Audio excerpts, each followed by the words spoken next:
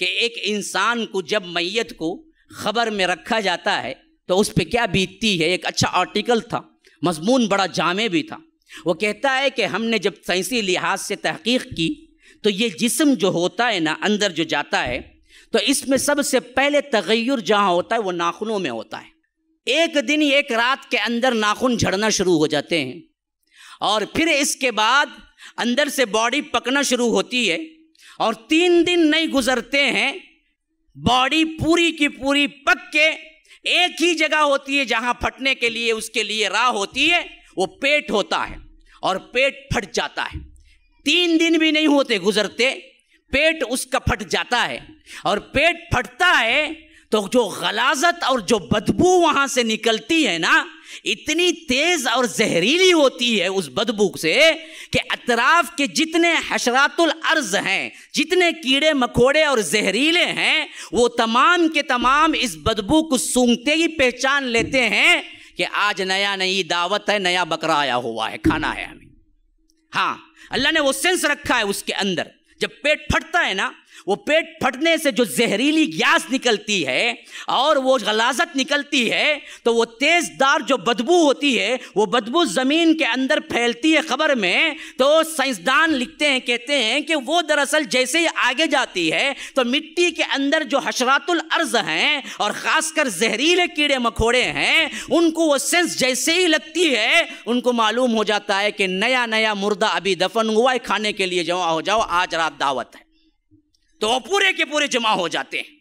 پھر اس کے بعد وہ ایسے کھاتے ہیں انسان کے جسم کو، ہڈیاں باقی رہ جاتی ہیں اور یہ ہڈیاں بھی پھر چند دن کے بعد چٹکنے لگتی ہیں، الگ الگ جوڑ الگ ہونے لگتے ہیں. ایک ہڈی ایک جوڑ الگ کر دیتی ہے اور کچھ عرصہ نہیں گزرتا اس کا کوئی نام و نشان نہیں رہتا ہے. یہ حالت ہو کر رہنے والی ہے ہر کسی کی. تمہارے جسم کو تم نے آرائش و زیبائش کے لیے اللہ سے ناراضگی اختیار کر لی، حرام کاری اختیار کر لی. ہاں جو روز روز اللہ کے رسول کی سنت کو گٹر کے نالیوں میں بہاتے ہوئے نہیں ڈرتے، شیونگ اٹھتے ہی شیونگ کرتا بدبخت.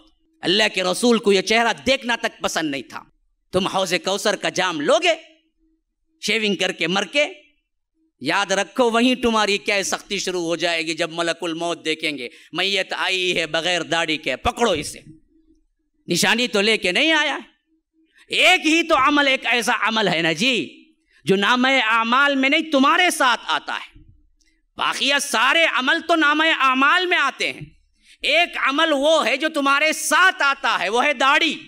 داڑھی لے کے جاؤ گے تو کم از کم کیا ہے، ملائکہ جیسے دیکھیں گے پہچان لیں گے کہ یہ دراصل رسول کا امتی آیا ہے. لیکن ہم نے تو اس کا بھی لحاظ نہیں رکھا.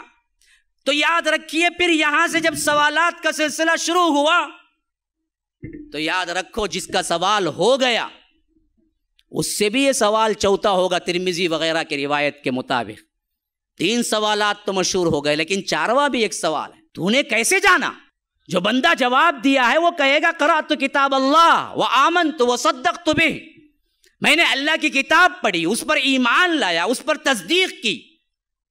اور جو بندہ کبھی قرآن پڑھا ہی نہیں، باپ دادا کے دین پہ تھا، یاد رکھو وہاں جھوٹ بول سکے گا.